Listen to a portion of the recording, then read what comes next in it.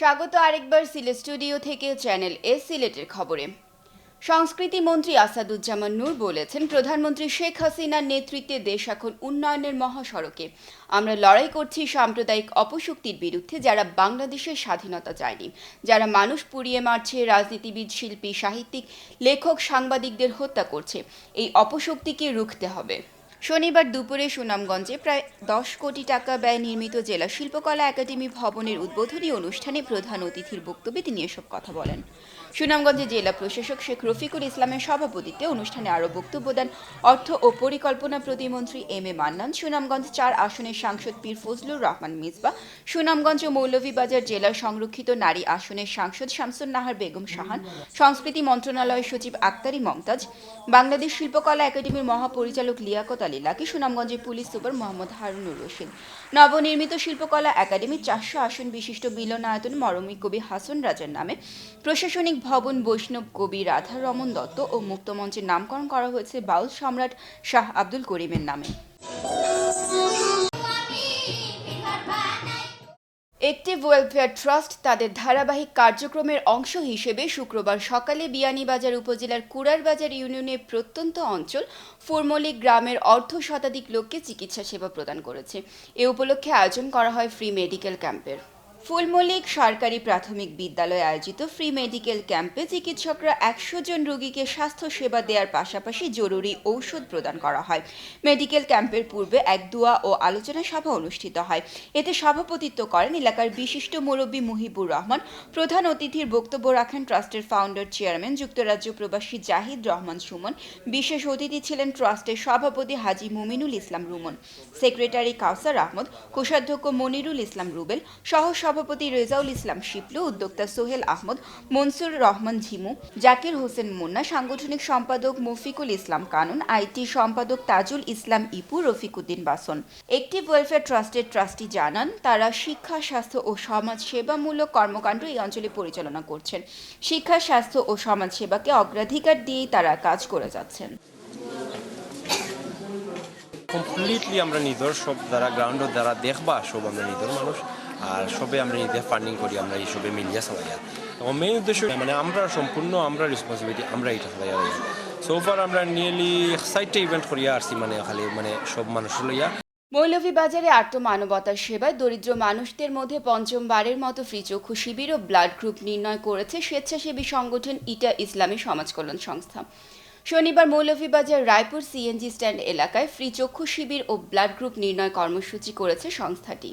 সকাল 9টা থেকে বিকেল 3টা পর্যন্ত চলে এই কার্যক্রম।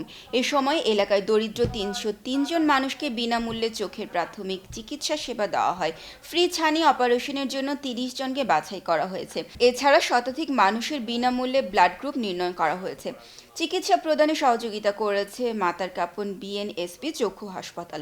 দিনব্যাপী এই কার্যক্রমে আরও উপস্থিত ছিলেন সদর উপজেলা chairman Mizanur Rahman, vice chairman Alaur Rahman Tipu, Ekatuna union chairman Abu Sufian, Akhalkura union chairman Shamim Ahmad, ইটা ইসলামী সমাজ কল্যাণ সংস্থার সভাপতি মোহাম্মদ গোলাম হোসেন, সাধারণ সম্পাদক আলমগীর হোসেন ও যুগ্ম সাধারণ সম্পাদক রাজন আহমদ। এলাকার উৎসাহী যুবকদের উদ্যোগে গঠিত ইটা ইসলামী সমাজ কল্যাণ সংস্থা প্রতিষ্ঠার পর থেকে এলাকার এতিম, অসহায়, দরিদ্র, গৃহহীন মানুষের কল্যাণে বিয়ে, চিকিৎসা, শিক্ষা, ছানি অপারেশন ও গৃহ নির্মাণে আর্থিক সাহায্য করছে।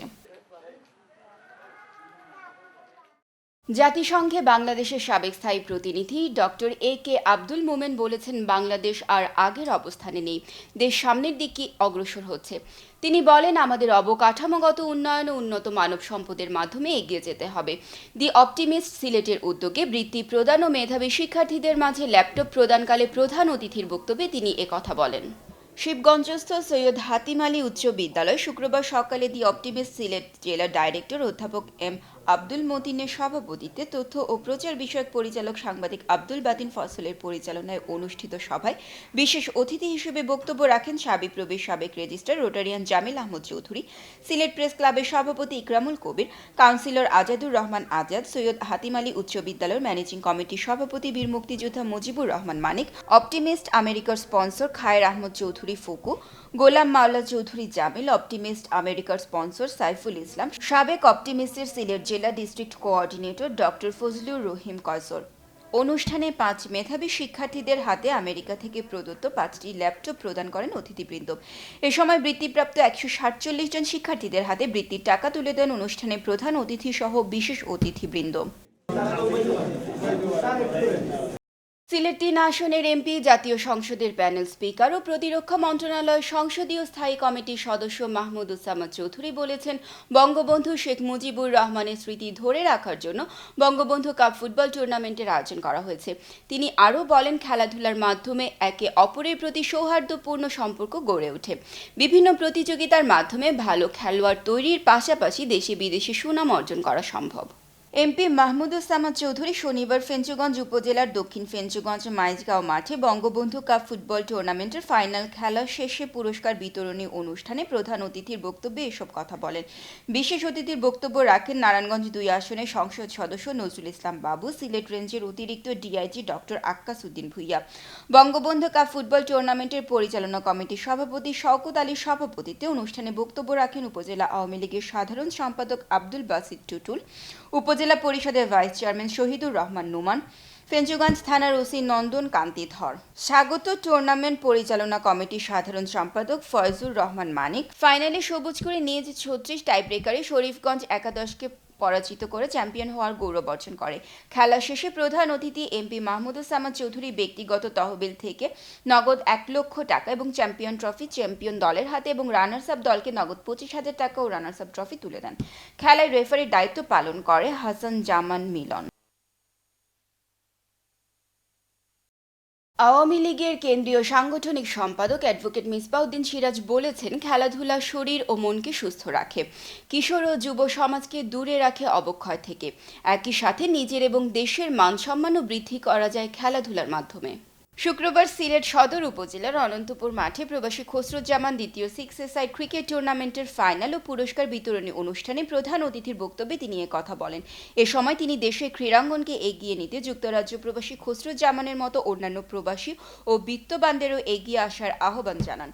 এলাকার মুরব্বী ফারুক উদ্দিন আহমদের সভাপতিত্বে রমজান আহমদের পরিচালনায় অনুষ্ঠানে বিশেষ অতিথির বক্তব্য রাখেন জেলা স্বেচ্ছাসেবক লীগের সভাপতি আফসার আজিজ, জেলা জজ কোর্টের এডিশনাল পিপি অ্যাডভোকেট শামসুল ইসলাম, জালালাবাদ থানার ভারপ্রাপ্ত কর্মকর্তা আক্তার হোসেন, কান্দিগাঁও ইউনিয়ন আওয়ামী লীগের সাধারণ সম্পাদক মুজাহিদ আলী, সাবেক সিলেট জেলা ছাত্রলীগ নেতা আলিমুদ্দিন সুমন ও প্রবাসী কমিউনিটি নেতা শেরওয়ান মোহাম্মদ কামালি। ফাইনালে লোকাল সুপারস্টার 17 দৌড় 86 রানে ফাইটার্স অনন্তপুরকে হারিয়ে চ্যাম্পিয়ন হয়। সিলেটের খবর আজ এ পর্যন্তই। সিলেট বিভাগের প্রত্যন্ত অঞ্চলের খবর জানতে চোখ রাখুন চ্যানেল এস এর পর্দায়। এতক্ষণ আমাদের সাথে থাকার জন্য ধন্যবাদ।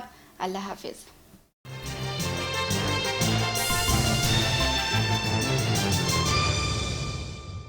সালে সিলেট স্টেশন রোডে যাত্রা শুরুর পর থেকে আজও আপনাদের সেবার পাশে আছে ঐতিহ্যবাহী লতিফ ট্রাভেলস। স্টেশন রোড ছাড়াও উপশহরের রোজভিউতে লতিফ ট্রাভেলসের 2য় শাখা এবং পূর্ব জিন্দাবাজারের আরবি কমপ্লেক্সে আমাদের 3য় শাখা। সৌদি সরকার কর্তৃক পুরস্কারপ্রাপ্ত হজ ও ওমরা এজেন্ট, মধ্যপ্রাচ্য, ইউরোপ, আমেরিকার ভিসা প্রসেসিং ও টিকেটিং সুবিধা এবং ইন্ডিয়া, থাইল্যান্ড ও মালয়েশিয়া ভ্রমণের প্যাকেজ সহ বিশ্ব ভ্রমণের যে কোনো সহায়তায় আপনাদের অপেক্ষায় লতিফ ট্রাভেলস।